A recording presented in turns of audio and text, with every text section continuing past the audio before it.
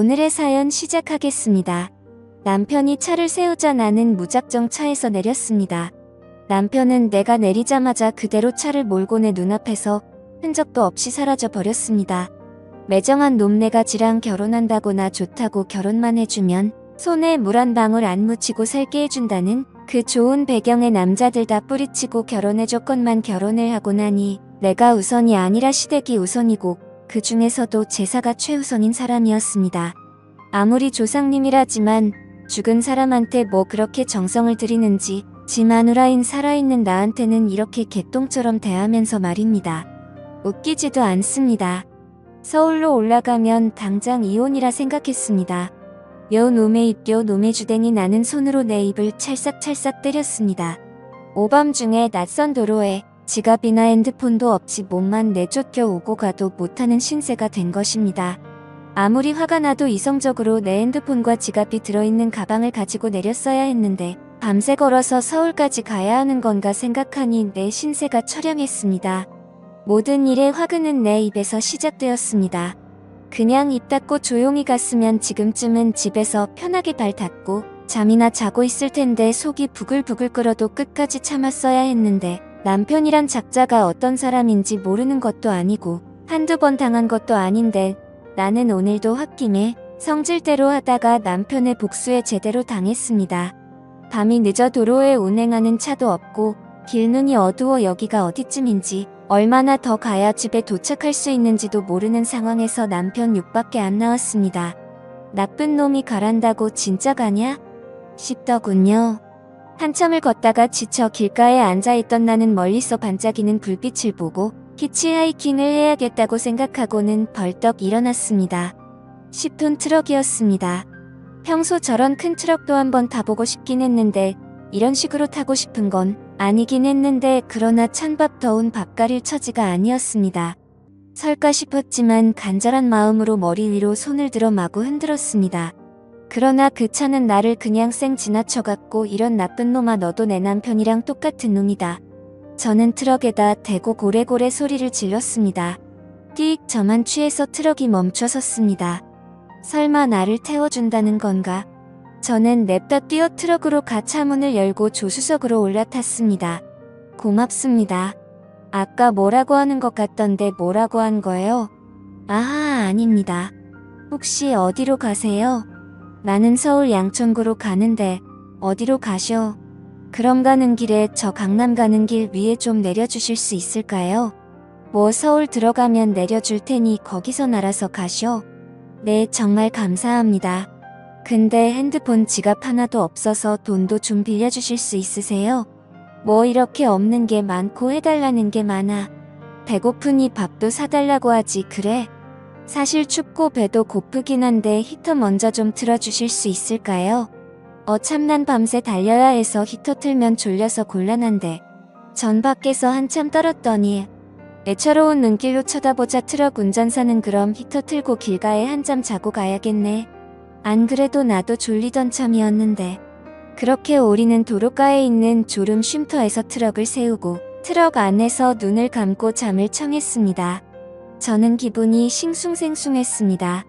낯설고 좁은 공간에서 외간 남자와 둘이 밀접해 있으니 잠도 오지 않고 가만히 있기가 힘들어 이리 뒤척 저리 뒤척했더니 트럭 운전기사는 실눈을 뜨고 나를 보더니 잠 좀 잡시다 했습니다. 잠이 안 와요. 왜요?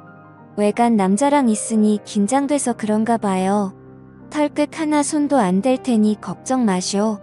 그게 더 기분 나빠요. 내가 매력이 없나 싶고. 참차 태워줘 돈도 줘 히터 틀어줘. 이제는 그래 너 이쁘다 얘기까지 해줘야 돼? 이런 대책 없는 사람은 또 처음일세. 또 뭐가 더 필요한지 얘기해봐요. 드러나 봅시다. 그럼 이렇게 해주세요. 트럭 운전기사에게 나는 원하는 걸 얘기했고 기사는 이 여자가 진짜인가 싶어 한참을 생각하는 눈치더니 그럼 넓은 뒷자리로 건너가서 합시다. 새벽녘이 밝아올 때쯤 트럭 안은 히터 덕분인지 내 몸에서 열이 나는 건지 더 이상 춥지 않고 사우나 같이 후끈했습니다. 우리 배고픈데 밥 먹으러 가요. 밥 사달라는 말을 아주 자연스럽게 하네 그려. 호호 나는 웃으며 트럭 운전기사의 팔짱을 끼고 휴게소에 들어갔습니다.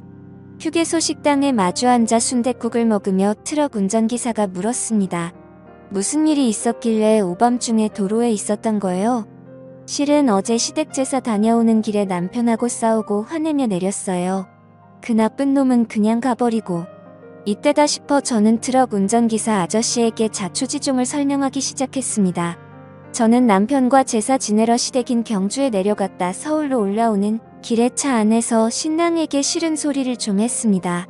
아무리 종갓집이라도 제사를 한 달에 한 번씩 내려가서 지내는 건 너무 무리 아니야? 내가 집에서 쉬는 것도 아니고 맞벌이하면 적어도 어머니가 장이라도 봐주셔야 하는 거 아니야? 내가 내려가서 요리만 하는 것도 아니고 서울에서 장 봐서 부랴부랴 경주 내려가서 제사상 차렸으면 고생했다 수고했다 한마디라도 해주셔야 하는 거 아니냐고 결혼 전에 미리 얘기했잖아. 우리 집 제사 12번 다달이 있다. 며느리가 너 혼자뿐이니 힘들 텐데 할 수 있겠냐? 못한다고 하면 나도 결혼할 수 없다. 그랬더니 내가 할 수 있다 결혼해달라고 졸라놓고는 이제 와서 누구를 탓해. 그래도 이건 너무하잖아.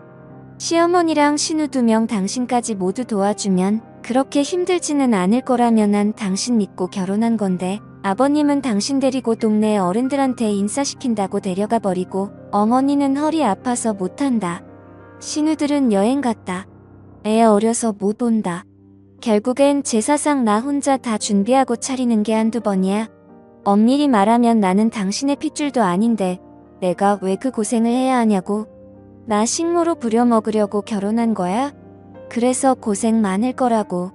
집도 당신 이름으로 사주시고 부모님도 할 만큼 하셨잖아. 받을 만큼 받고는 좋아서 입이 벌어진 게 누군데 이제 와서 못한다고. 누가 보면 몇십 년 혼자 제사상 차린 줄 알겠어. 이제 1년도 안 됐는데. 더러워서 그놈의 집 가져가고 결혼 물러. 난 제사상을 내가 준비한다는 게 불만이 아니라 애초에 약속이랑 다르게 모두 남을 나라 하는 당신 포함 시댁 식구들 태도에 불만이라는 거야. 나도 너 이러는 거 질린다. 걸빗하면 결혼 무른다는 이 시댁을 우습게 보는 태도며. 이래서 내가 결혼을 안 하려고 했는데. 어린 거 너무 티내지 마라. 차 세워. 나 내릴 거야. 자초지정을 다 들은 트럭 기사는 무슨 말을 하려다가 입을 꾹 다물었습니다. 표정을 보아하니 분명 내가 잘못했네 라는 뉘앙스로 한마디 하려다 괜히 참견해서 일 키우고 싶지 않았는지 그냥 그랬구먼 하고 고개만 끄덕이고 말더군요. 분명 이 아저씨는 할 말 안 할 말 구분도 할 줄 알고 역시 연륜이 있으니 사람에 대해 파악하는 것도 빠르고 대처도 잘하는 것 같습니다. 이 아저씨가 뒤로 한 발 물러서니 순간에 제 화를 누그러뜨리는데도 효과가 좋았습니다. 그러니 남편과 달리 부딪히지 않았습니다. 저도 물론 제가 어느 정도 잘못했다는 것도 알고 억지를 부리는 것도 알고 있는데 다 알고 있으면서도 이렇게 물러서니 오히려 제가 좀 멋쩍어지는 느낌이었습니다. 그나저나 저는 아무래도 좋았습니다. 그 아저씨의 외모가 제 이상형과 부합하기도 했고 덕분에 오랜만에 쿵짝 맞는 사람을 만났으니 말입니다. 이런 기회가 흔한 것도 아니고. 혹시 결혼하셨어요? 했지. 애도 벌써 다 커서 지 밥벌이 하는데. 사모님이랑 금술은 좋으세요? 우리 마누라하고는 사별한 지 몇 년 됐어. 살아있을 때는 금술이 좋았지. 그러실 것 같아요. 아내분 그릴 때 어떻게 하세요? 뭐 어쩔 수 있나. 죽은 사람이 살아 돌아올 수 있는 것도 아니고. 외로우시겠다. 그럴 땐 저한테 연락 주세요. 허거 참 이 아가씨가. 아니 아줌마가 당돌하기도 하네. 그래서 싫으세요? 난 단순한 놈이라 골치 아픈 건 싫어. 한 번이면 됐지. 아저씨가 여자를 만나지 않는 건 소중한 재능 낭비라고요. 그리고 우리가 또 어떤 인연이 될지는 모르잖아요. 소중한 인연 계속 이어나가자고요. 혹시 집안에 제사 지내세요? 아니 난 안 지내. 나는 막내라 우리 형님이 알아서 지내지. 형님도 그냥 간단하게 기도만 하시지. 나만 그냥 아내 기일날 아내 좋아했던 것만 몇 개 밥상에다 놓지. 저 어떠세요? 무슨 말이야? 오늘 처음 봤는데 내가 아가씨를 어떻게 알아? 저는 아저씨 너무 좋은데. 이대로 헤어지기는 너무 아쉬운데 여기 앞에 있는 전화번호로 연락드리면 되죠? 전화 드릴게요. 자주 만나요. 우리. 트럭에 타고 기사가 시동을 걸고 출발하려고 하자 저는 기사의 손을 잡으며 밥을 먹어서 졸린데 조금만 더 쉬었다 가요. 라고 말했고 트럭은 졸음 쉼터에서 한참을 서 있다 지나가는 차량이 많아지자 그제야 서울로 출발했습니다. 서울로 출발하는 트럭에서 저는 곤히 단잠에 빠져들었습니다. 그 이후로도 저는 제사 때문에 남편과 여전히 티격태격하고 있고 그럴 때마다 트럭 운전기사 아저씨한테 신사한탄을 늘어놓으며 만남을 이어오고 있습니다. 남편과는 몇십 년이 지나야 서로 맞춰가고 서로의 의견이 수그러질 것 같은데 그때까지 결혼 생활을 유지할 수 있을지 모르겠어요. 저한테는 오히려 나이 차이가 좀 나면서 배려심 많고 적극적으로 챙겨주는 운전기사 아저씨가 딱이라는 생각도 들고 있고 하루라도 빨리 마음을 정하고 정착을 해야 할 텐데 결정을 내리기 쉽지 않네요. 제가 남은 생을 행복하게 살아가려면 어떤 선택이 현명할까요? 사연을 들어주셔서 감사합니다.